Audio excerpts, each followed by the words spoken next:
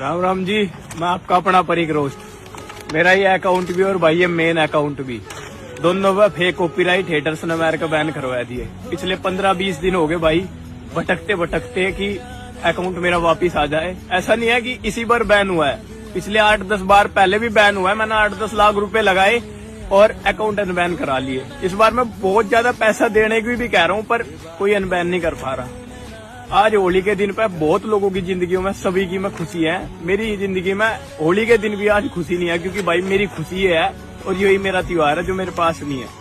आज बहुत हिम्मत सी करके मैंने नई अकाउंट बनाई अपनी 0 फॉलोवर की।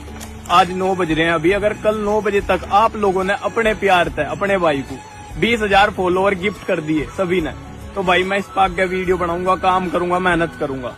पर अगर नहीं हो पाए ना तो आपका भाई आपको कभी नहीं दिखने का, फिर कभी नहीं दिखने। कौन मेरा एक तू